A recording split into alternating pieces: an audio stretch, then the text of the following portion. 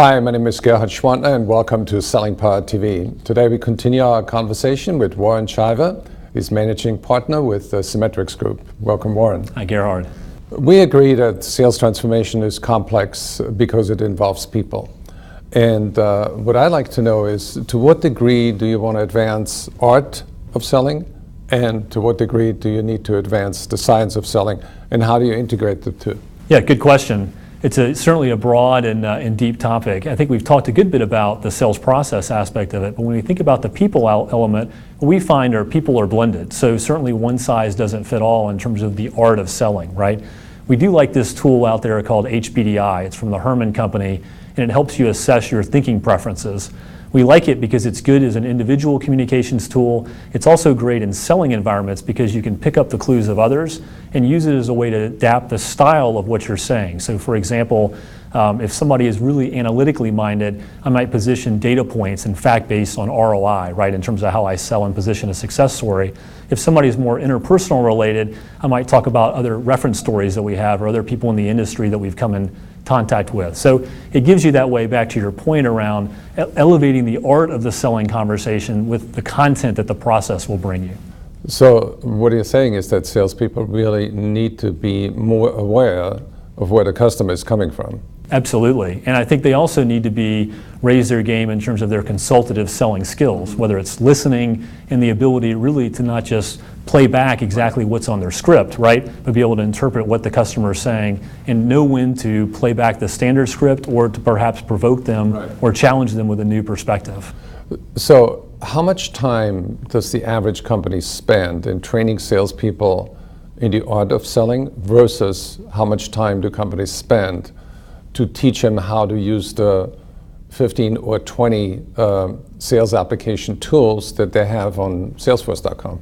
I think it's a tremendous focus on the latter, right? I think there's a tremendous, I don't have a percentage, but I think there's a tremendous focus on the sales tools, the technology, the traditional process or methodology training, right?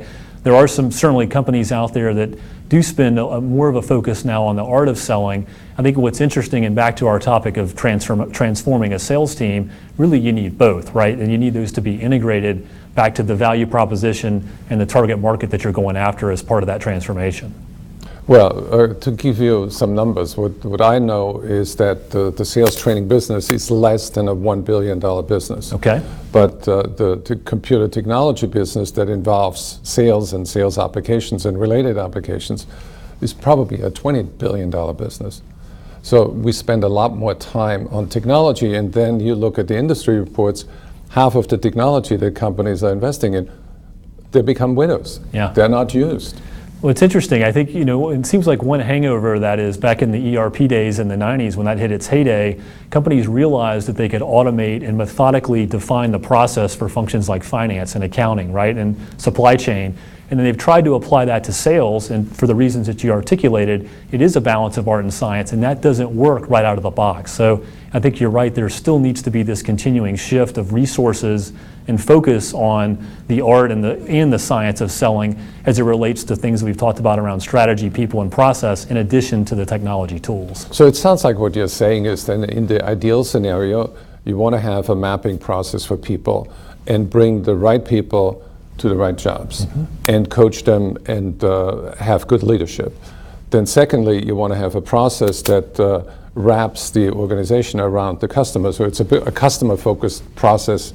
And third, you want to have a roadmap for the technology that orchestrates everything. That's exactly right. And all three of those components need to be in alignment with the customer's business strategy, right, and sales strategy. Right. Maybe that stays the same, but if they're trying to change it, then each of those three components, people, process, and technology, might need to be tweaked as well. So tell me about the Cimetrix Group. You have about 20 partners, your boutique shop? We do, yes. How do people engage with you? Well, we engage consultatively. So, our passion and mission is combining the best of a traditional management consulting firm with that of a sales training firm. So again, providing some of the analytical rigor and the science, but also with some of the art that we've talked about today as well. So typically we get engaged for large transformations like we've talked about here, but also point solutions around sales strategy, leadership, or broadly speaking, Salesforce capabilities as well. Well, congratulations to your success. For anybody who would like to get more information on Warren's company, go to cimetrixgroup.com. Thank you. Thank you, Gerhard.